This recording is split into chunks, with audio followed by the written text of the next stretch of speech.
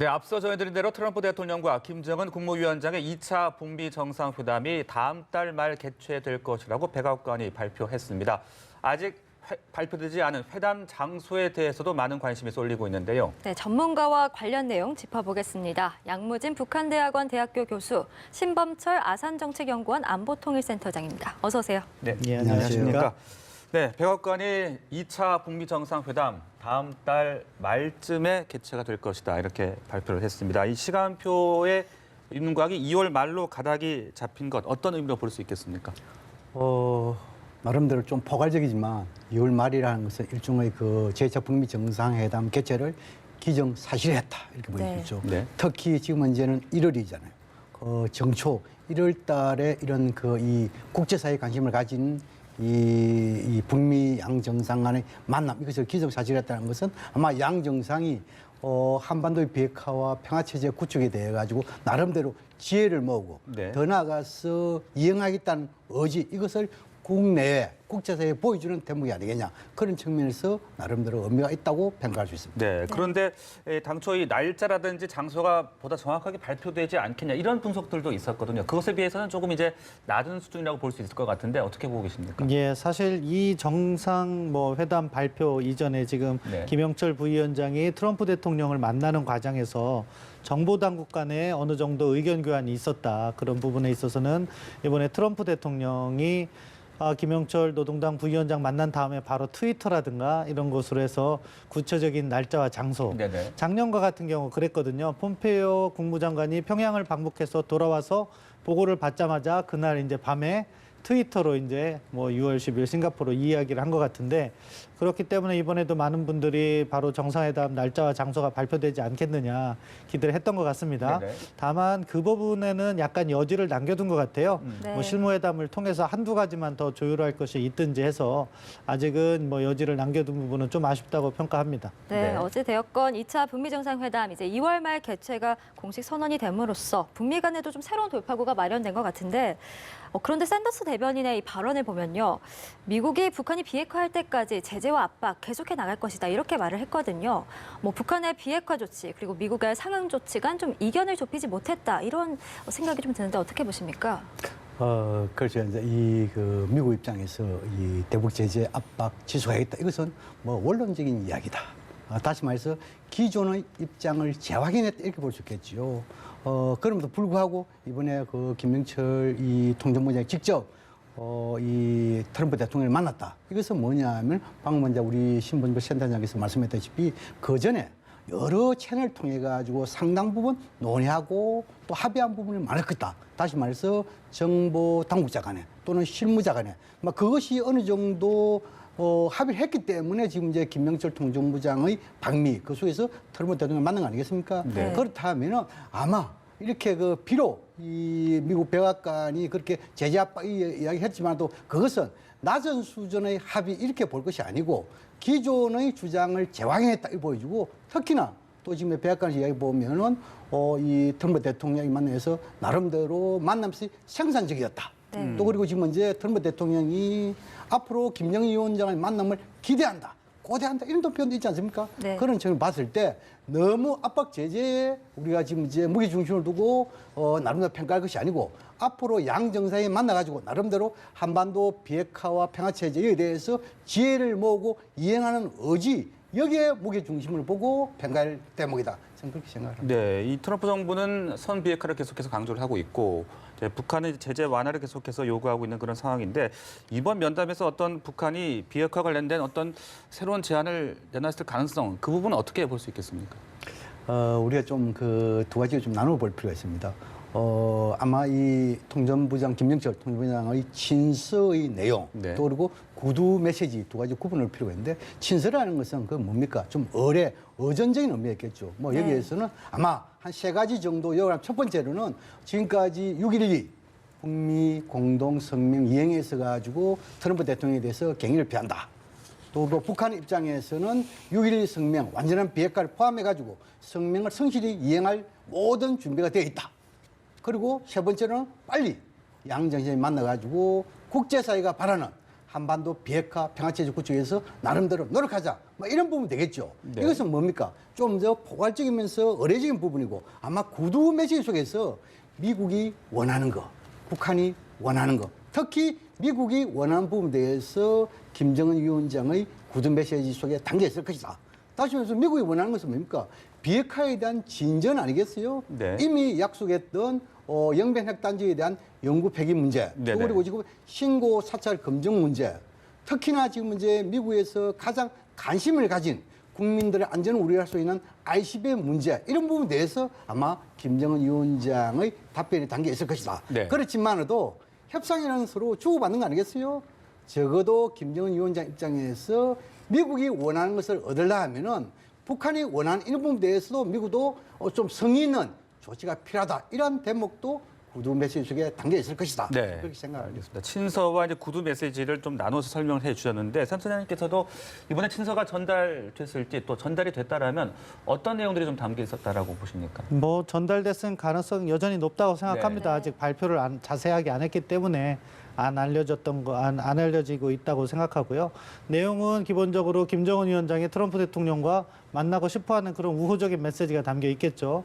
그리고 자신의 완전한 비핵화 의지, 그것을 위해서 뭐 앞으로 고위급 회담이나 실무회담, 그리고 그거를 위해서 김영철 노동당 부위원장을 보낸다. 이런 우호적인 메시지가 담겨 있을 거라고 생각합니다. 다만 네네. 구체적으로 자신의 조건이 무엇이다 이런 것은 친서에 들어갈 성격은 아니고 김영철 위원장이 가서 트럼프 대통령의 질문에 답하는 것이 사실상 김정은 위원장의 메시지인 거죠. 네. 거기에 대한 북한의 입장을 가지고 가서 전달을 했을 거라고 생각하는데요. 이것이 아직 현 시점에서 완전히 미국과 북한이 일치한 것 같진 않아요. 그렇기 때문에 앞서 하신 것처럼 보통 이렇게 고위급이 와서 트럼프 대통령을 면담을 하면 사라 샌더스 대변인이 보낸 이메일이나 그 트위터가 상당히 긍정적으로만 담겨 있었어야 네. 돼요. 네. 근데 거기에 나중에 설명할 때 제재를 계속 유지한다 이런 부분은 약간의 시각차가 있다는 점이 있고 그 점은 이제 트위터나 이메일에 있는 내용도 2월 말도요.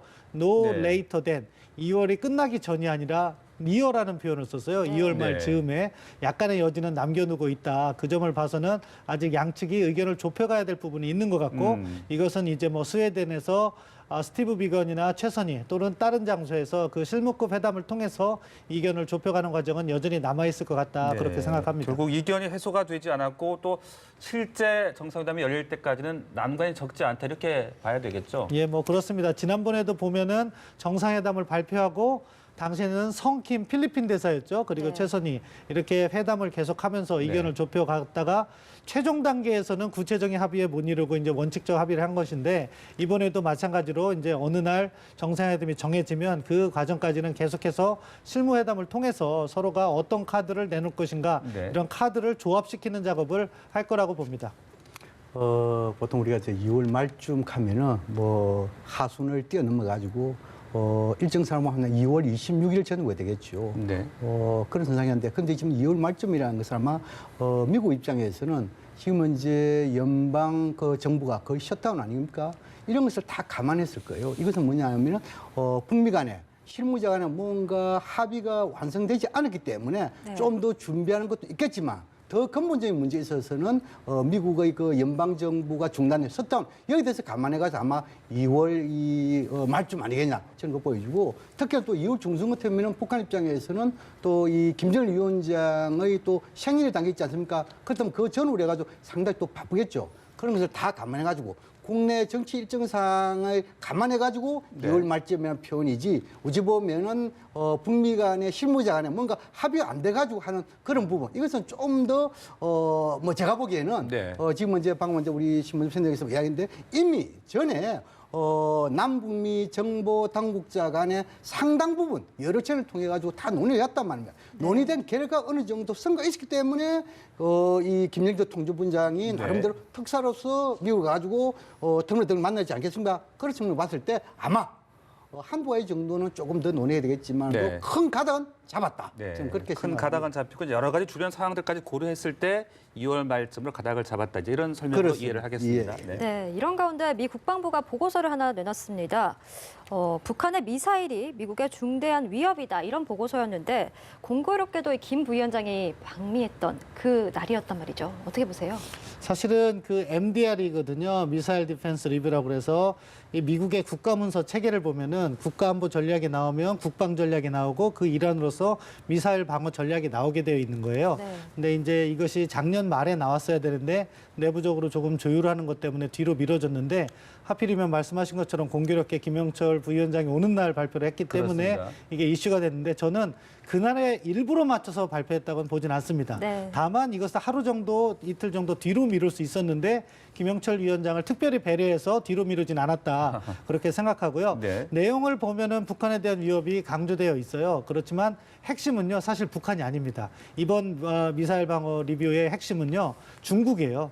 과거에는 러시아에 대한 미사일 방어를 최우선 순위로 놨는데 이번에는 러시아와 중국을 같은 수준으로 놨어요. 그러니까 뭐 특별히 김영철 노동당 부위원장을 타겟으로 해서 그저께 발표한 건 아니다. 그렇게 평가합니다. 네. 네. 자, 이렇게 시점이 발표가 되다 보니까 이제 많은 분들이 장소를 주목할 수밖에 없을 것 같은데 베트남 하노이와 다낭이 지금까지 유력하게 거론이 되고 있는 것 같습니다. 교수님도 비슷하게 보고 계십니까? 그렇습니다. 이미 이 베트남이 이 북미 정상회담 개최를 하겠다는 이런 부분에 대해 가지고 우리 측을 비롯한 북한, 미국 측 모두에게 전달했죠. 네. 그만큼 이 개최지로서 개최 국가로서 의지를 가지고 있다 보이겠죠.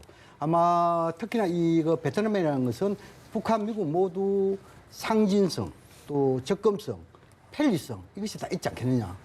다시 말해서 상징성의 경우에는 다시 말해서 미국과 베트남 간의 전쟁을 겪은 이런 역사성에서 또 평화체제를 한 이런 상징성이 있지 않습니까? 네. 더 나아가 또 북한 입장에서는 뭡니까? 북한의 비핵화 이후의 계획 개방 여기에 대해서 좋은 하나의 전형 국가로서 베트남이 될 수 있겠죠.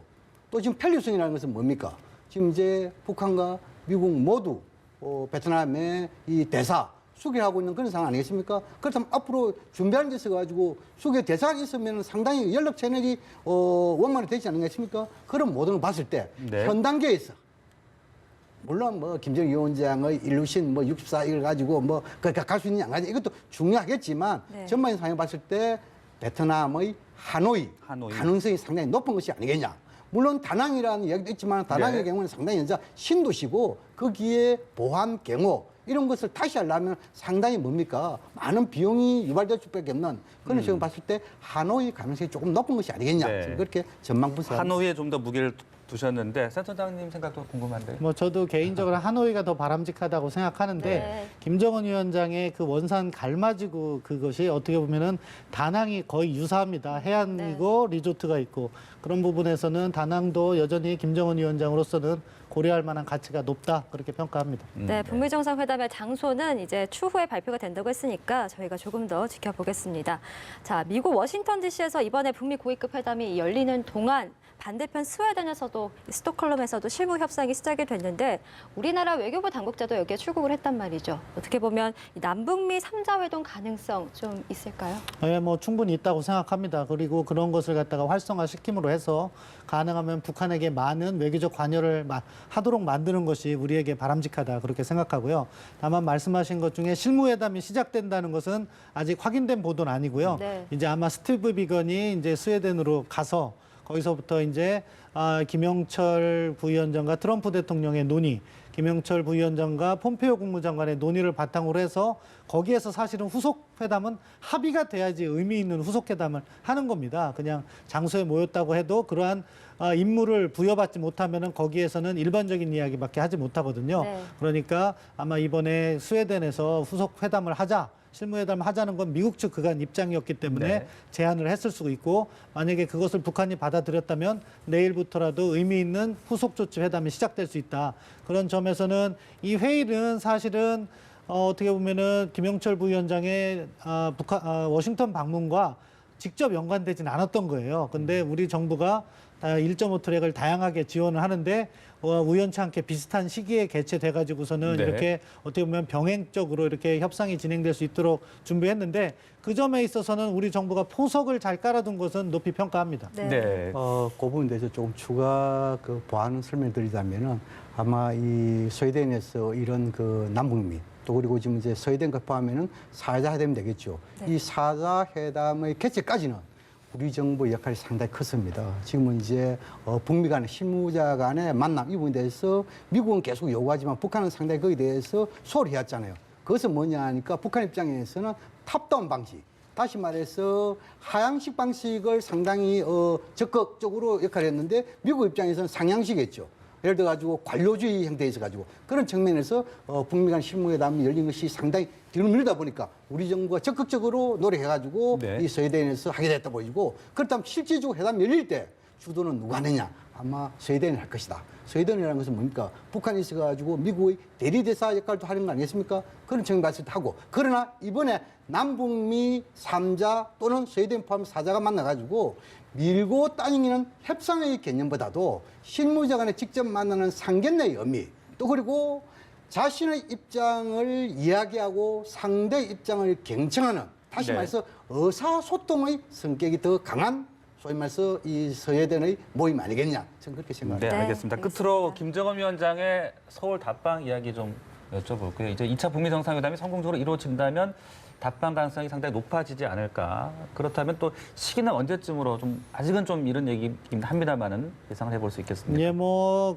김정은 위원장의 그간 행보 12월과 1월 신년사까지 포함해서 본다면 북미 정상회담을 한 다음에 네. 어느 정도 제재라든가 이런 문제를 풀고 한국에 와서 경제 협력이라든가 그밖에 실질 협력을 확대하겠다 이런 생각을 갖고 있는 것 같아요. 그런 의미에서는 정상회담이 2월 말이면은 일러야지 뭐 3월 중순이나 4월 이 정도의 남북 정상회담 김정은 위원장의 답방이 가능하지 않을까 조심스럽게 예측해 봅니다. 네, 교수님도 간단하게 좀 전망해 주시죠. 그래서 이제 이 제2차 북미 정상회담의 결과에 따라 가지고 김정은 위원장의 답방이 조금 빨라질 수도 있고 늦을 수 있다. 다시 결과가 좋으면은 3월 달도 가능했죠. 그런데 3월 달 하기 전에 아마 과거 경험적으로 잡을 때 김정은 위원장이 북미 정상회담 만나고 또 다시 중국을 갈 가능성 배제할 수 없단 말입니다. 네. 그러면 중국에 간다면 과연 김정은 위원장이 중국에다고 서류 올 가능성이 있느냐?